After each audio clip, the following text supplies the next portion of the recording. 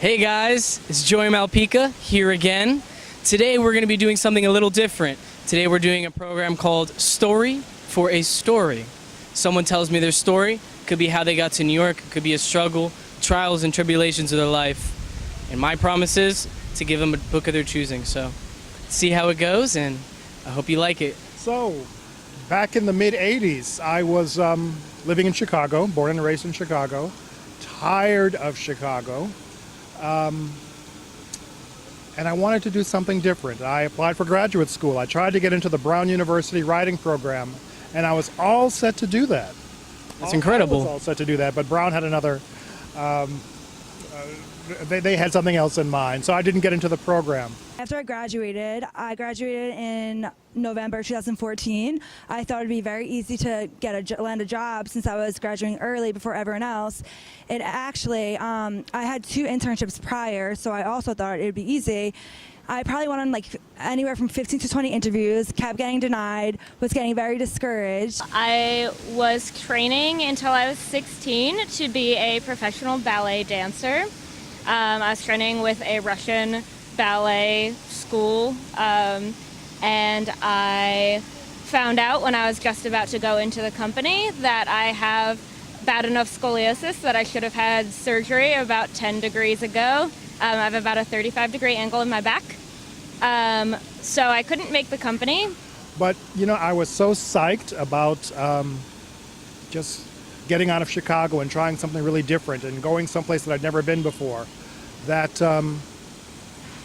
as I was telling a friend of mine who lived in New York at the time what was going on, he said, well, why don't you just move to New York? And I thought, you know what? Just like that. Just like that. Just like that. When you got out of college and you were like going through all those interviews and you never heard back from people, how did you feel? I honestly felt very discouraged, and I was getting frustrated, and didn't know when I was going to get a job, and I feel like I was putting my all in it and it just wasn't working, so I was just very discouraged. But did you give up? I didn't give up, I kept trying. But instead, what I did was I didn't get the surgery, and I saw a great physical therapist who just makes it so that I can live even though I'm real crooked. And I moved to New York and I started doing dance classes on my own. And I'm here, and I am happier probably than I would have been if I went into the ballet. And out of nowhere, probably 3 to 4 months later, one of my internships that now I'm currently working at as a full-time employee, they happened to call me up and offered me a full-time position. And once I started working with there, after probably 7 months after, I got promoted. So I started off as a human resources recruiter, and now I got promoted to a human resources generalist. So that is my story. So yeah, it was a wonderful and challenging experience. I mean, there were a lot of great experiences. But the first time I ever acted on stage was here in New York,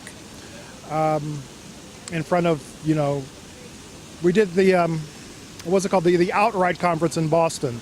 Getting on stage in front of 1,100 people, it was just to open the conference actually, and it was really a wow kind of moment. Seeing the AIDS quilt on the mall in Washington D.C. Any number of experiences that I've had since moving to the city. It's been great. There've been a number of losses. There've been a lot of people who've died, a lot of people that I admired, a lot of people that I loved. So therein lies some of the challenge of the experience. But all in all, I wouldn't have traded it for anything. You're a fighter. Yeah, I guess that's just the beginning, but you know. That's an incredible story.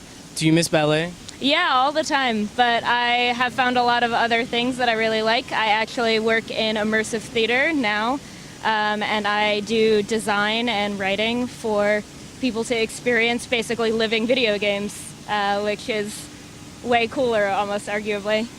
That is way cooler. That's an awesome story, Ashley. And right now I have the book for you, Story for a Story. It's how it works. The Street of Eternal Happiness by Rob Schmitz. And Thank you. I hope it continues to inspire you in that. I will. And I have for you now Pacific Highways. It's a collection of writings and memoirs, and I hope you enjoy this book. I really Thank enjoyed you. your interview, and Thank you. I really appreciate that. You went really deep there. Sure. I want to give you a hug. Oh, almost. wow. Okay. You're a good Did you get guy, the Alan. hug? You got Yeah. that? Okay. Today, on our first edition of Story for a Story, gave away some incredible books. We heard some incredible stories. So, today, with Story for a Story, what we're trying to say is books can be your escape, and never give up. There's someone out there who's probably gone through something worse or just as bad as you. Thank you.